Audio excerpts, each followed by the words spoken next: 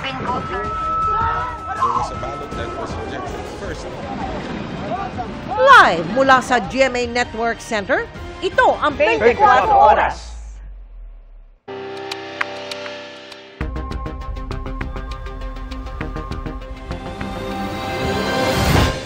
Magandang gabi po, Luzon, Visayas at Mindanao. Formal nang naghain ng patong-patong na reklamo sa Justice Department ang kaanak ng mga nawawalang sabungero laban sa negosyanteng si Atong Ang at 60 iba pa. Dawit din sa asunto ang dating aktres na si Gretchen Barreto at dating PNP NCRPO Chief Jonel Estomo. Nakatutok live si Salima Refran. Salima. Mel Emil, multiple murder, kidnapping with serious illegal detention at iba pang mga reklamo ang inihain dito sa Department of Justice laban sa negosyanteng si Charlie Atong Ang at iba pa niyang mga kasama sa tinatawag na Alpha Group kaugnay ng pagkawala na mahigit 30 mga sabungero. Bakit gano'n ang pang ginawa sa kanya? Kung yung sabi nila na ninyope, yun na pa ba ang bayad, yung paslangin sila. Puno pa rin ang paghihinagpis si Merlene Gomez sa pagkawala ng kanyang anak na si Ruel sa Manila Arena noong Enero 2022. Nagtungo si Aling Merlene sa Department of Justice ngayong araw kasamang nasa 30 pamilya ng mga nawawalang sabungero upang maghain ng patong-patong na reklamo laban kay sabong tycoon Charlie Atong Ang at kanyang mga kasamahan sa tinatawag na Alpha Group. Ang mga kinasuhan po namin, siyempre yung aming talagang matagal nang hinala si Mr. Atong Ang. Kasama sila Eric De La Rosa, RJ Mejia, at saka yung mga pulis, si Attorney Caroline Cruz, multiple murder po at saka serious illegal detention. Kabilang din sa mga reklamo, enforced disappearance, paglabag sa Anti-Graft and Corrupt Practices Act, direct bribery, corruption of public officials, obstruction of justice, at paglabag sa international humanitarian law. Kasama si Ang, 61 respondents ang inireklamo, bukod pa sa ilang John Doe. Siya ang main player sa Isabong . Siya ang main player dyan, siya ang amo ni Totoy or Dondon. Pera niya pinababayad para sa trabaho na ginagawa ng mga kontraktor na pulis. Kaya ang mahalaga talaga dito ay malitis to. Trial talaga ang mahalaga rito. Magkaroon na ng trial to on the merits. Meron namang witness who testifies to the fact that that person was involved in the commission of these crimes as the mastermind and as the head of a criminal organization.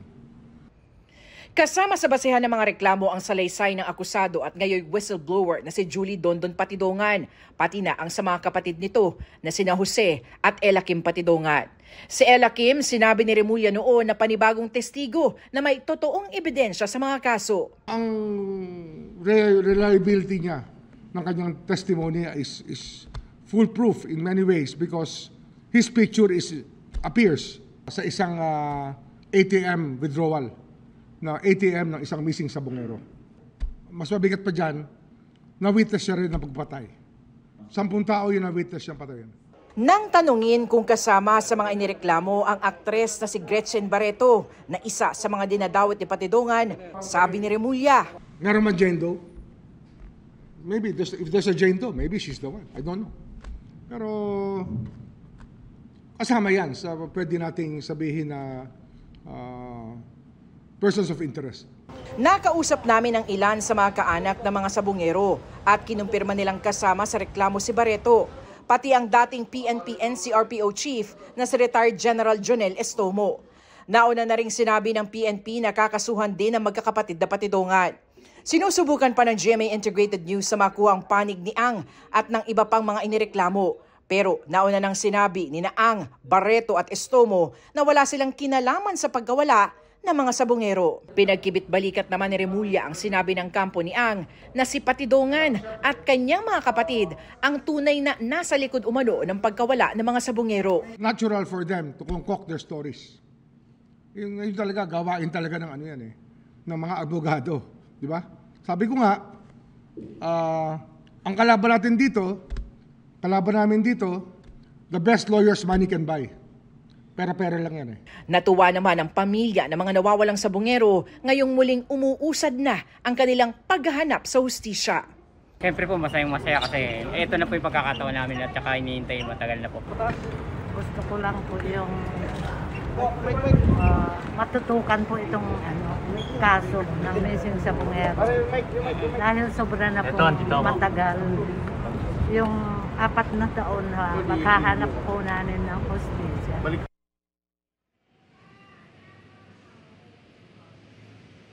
Emil, tumanggi muna ang National Prosecution Service na magbigay ng dagdag na detalye kaugnay ng mga reklamo habang dumaraan ito sa proseso ng evaluation.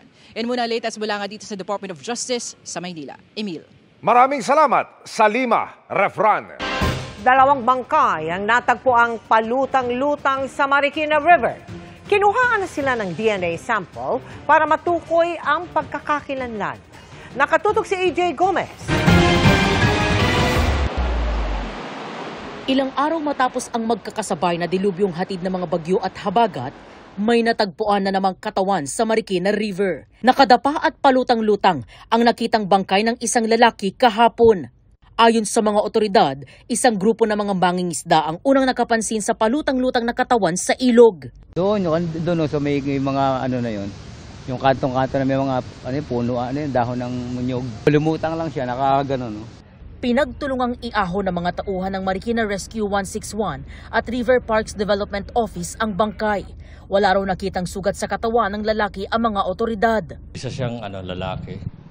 Then wala siyang pantaas, naka-short pants ng black, then short hair, medium build, 30 to 35 years old, and approximately 5'4". Ang height. Walang nakitang injuries sa external sa katawan. So, probability na nalunod siya. Nitong Miyerkules ng hapon nang may natagpuan ding bangkay sa Marikina River. May pagdurugo sa kanyang mukha, naka-shorts at wala ring suot pang itaas ang bangkay na may tattoo sa kanyang likuran. Ayon sa pulisya, walang report sa kanila na may mga nawawalang residente. Nagdaan na bagyo at yung habagat, walang reported dito sa Marikina na casualties at mga missing person.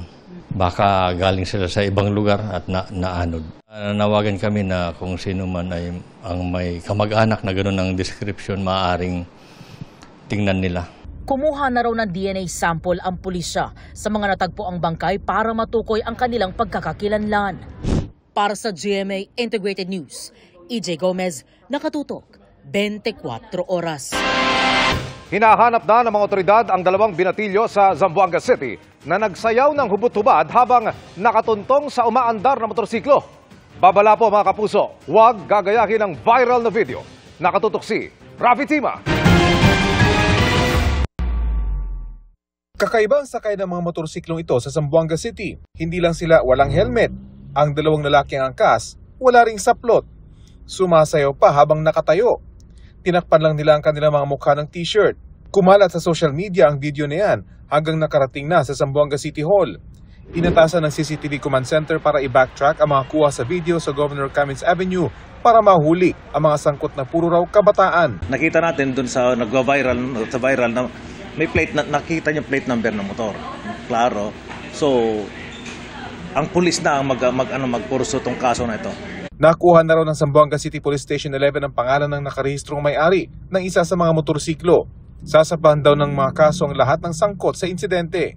Ayon sa lokal na pamahalaan, ang video ay nakuhanan habang umiiral ang curfew sa mga minor de edad mula 10 p.m. hanggang 4 a.m. May panawagan ng Office of the City Mayor sa mga barangay. Pa-reiterate namin na naman, no? Yung sa mga barangays, about itong curfew na to. Kasi dapat hanggang 10 o'clock. 10 o'clock lang, wala ng mga minors dapat sa daan. Para sa GMA Integrated News, Rafi Tima, nakatutok, 24 oras. Sa eksklusibo kong panayam sa kapatid ni Dondon Patidongan na si Ella Kim, isiniwalat niyang utos ng isang pulis na gamitin niya ang ATM card ng isa sa mga nawawala na nakuhanan pa ng CCTV. Nasaksiyan din umano ni Ella Kim ang malagim na pagpatay sa ilang sabungero. Narito ang aking eksklusibong pagtutok. Lulan ng mga bomb at bulletproof na sasakyan. Nakakonvoy na nagtungo sa Department of Justice sa Maynila si Dondon Patidongan alias Totoy, kasama ang nakababata niyang kapatid na si Ella Kim. Tulad ng kuya niyang si Dondon, tatayo rin si Ella Kim bilang testigo sa kaso ng mga nawawalang sabungero. Inamin ni Ella Kim, siya ang lalaking nakuna ng CCTV na nagwi-withdraw gamit ang ATM card ng nawawalang si Melbert John Santos. Utos-an niya ito ng isang pulis. Binigay niya sa akin yung ATM pero nung mga time na yon hindi ko alam na sa missing sabungero pala yung ATM na yon. Nalaman ko na lang yon nung lumabas na ang balita. Gusto umano kasing malaman ng pulis kung magkano ang pumasok sa account ni Melbert na pinagsuspetsahang sangkot sa tsope o dayaan sa sabungan. Pinapacheck kung malaki bang laman, kung malaking kinita nila. Ikaw ba'y ready na gawin yung ginawa ng kapatid mo na malalagay ka lalo sa alanganin dahil magbibigay ka ng mga impormasyon na napakaselan? Handa po akong siwalat lahat ang aking nalalaman at aking nasaksihan. Ayon kay Dondon, ang magiging pahayag ni Ella Kim ang bubuo sa kwento kung ano ang sinapit ng mga biktima. Alam niya buti to, nakarating to doon kung saan yung katayan. Saka nakita niya kung paano pagpuputulin daw yung tiyan, kung paano binubutasan yung mga laman-laman. Nung hindi niya natin initingnan at natatakot na siya. Pero pumalag si Dondon sa pahayag ng PNP na mapapabilang sila sa panibagong mga kakasuhan. Umapela siya kay Justice Secretary Jesus Crispin Remulla na madaliin ang proseso para maisailalim siya sa Witness Protection Program. May kaso na ako, ba't kailangan pa nila ako kasuhan? Para saan? Yun ang malaking tanong ko. Kaya ngayon, kakausapin ko si Suji na pwedeng yun naman ang unahin, yung WPP ko. Tatakbo pa ng 1 taon yan bago ako malagay sa WPP. Mag-aalas 10 ng umaga, nakarating ng DOJ sa Maynila ang convoy ng magkapatid na Patidongan bago bumaba at humarap sa prosecutor. Muli niyang pinangalanan ang kanyang mga kakasuhan. 5 tong nito para major player nito sa missing sabungero. Itong si Atong Ang, Eric De La Rosa, Engineer Salazar, itong si kapatid niya, William Ang, lahat yan. Sino yung panlima? Isama ko na yan si Ma'am Gretchen Barreto. Dati nang iginit ni Ang at Barreto na wala silang kaugnayan sa pagkawala ng mga sabungero. Sinisikap naming makuhanan sila ng panibagong pahayag, pati na ang iba pang tinukoy ni Patidongan. Para sa GMA Integrated News, Emil Sumangil, nakatutok 24 oras. Tiklo sa Batangas ang lalaking nagbebenta umano ng matataas na kalibre ng armas. Tinutugis naman ang nakatakas niyang kasama. Nakatutok si Marisol Abduraman. Exclusive! Takbo. Matapos magkaabutan ng in-order ng mga baril, agad inaresto ng mga tauhan ng CIDG Batangas ang suspect na ito sa Santo Tomas, Batangas. Ikinasa ang buy-bust operation, kasunod ng natanggap na tip ng CIDG. About gun running group doon na nag-ooperate dun sa Batangas. Buy-bust operation na implement kaninang 11 AM dun sa Santo Tomas, Batangas at nahuli nga itong isang subject natin. 2 long firearms na 5.56 at isang kalibre 22 ang nakuha sa suspect.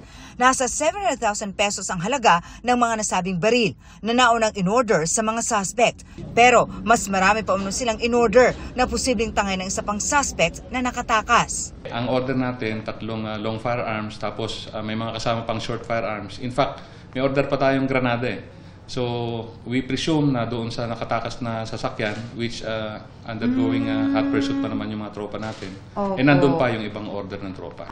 Hindi pa masabi ng CIDG sa ngayon kung saan galing ang mga baril na ibinibenta ng mga suspect na posible raw nakabilang sa mas malaking grupo na sangkot sa gun running. You must have a supplier, tapos syempre we'll go after din doon sa mga pinagbebenta niya. Tulad niyan, Gun for Hire Syndicate yung information na na-receive natin na pinagbebentahan.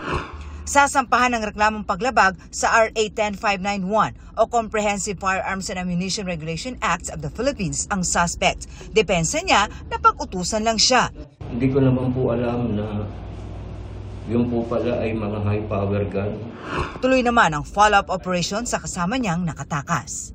Para sa GMA Integrated News, Marisol Abduraman, nakatutok 24 oras.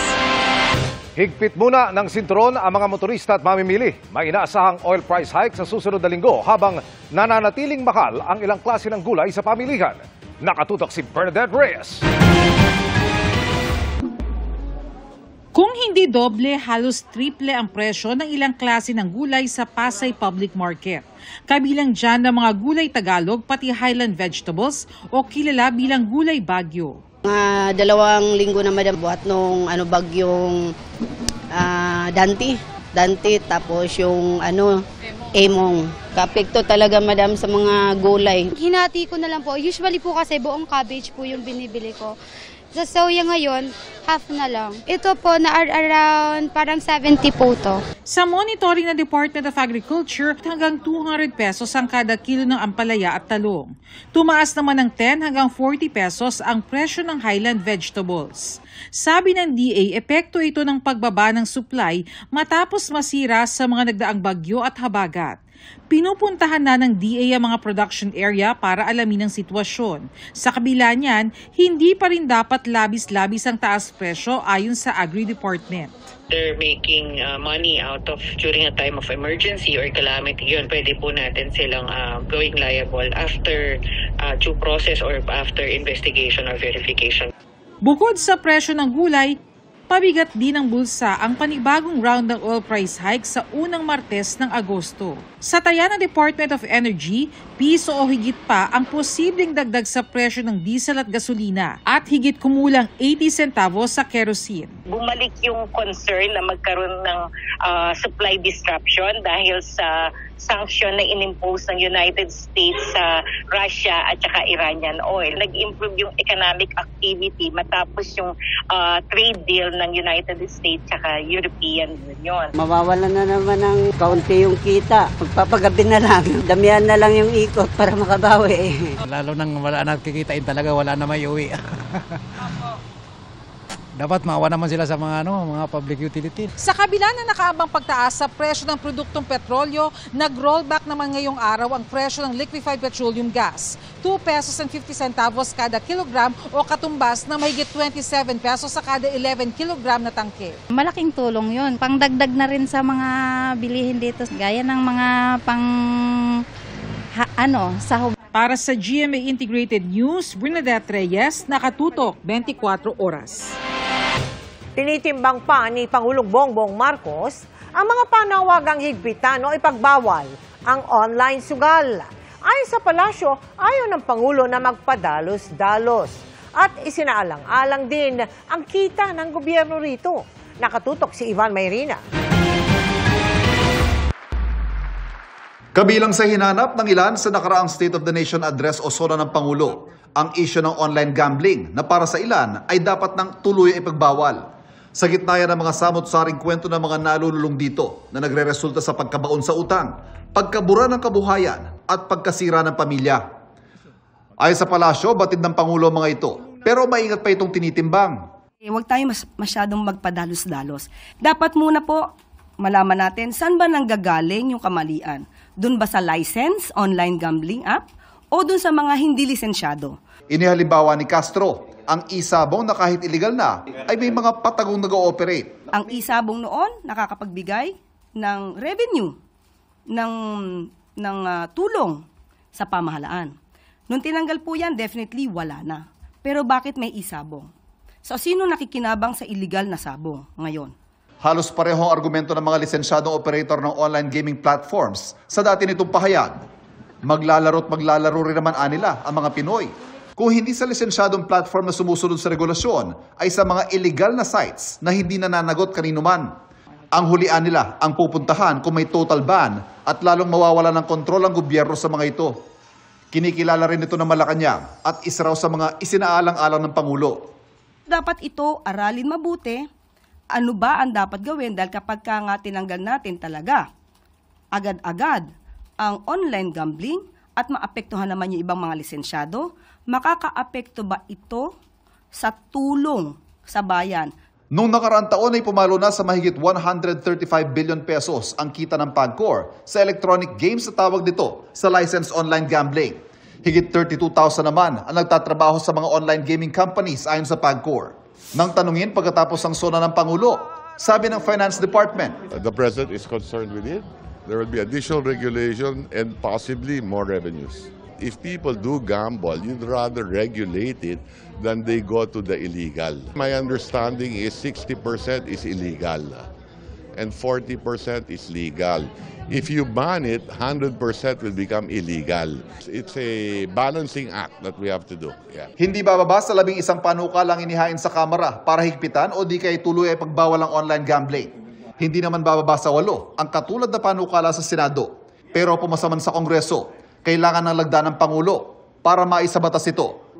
Para sa GMA Integrated News, Ivan Mayrina, nakatutok, 24 oras.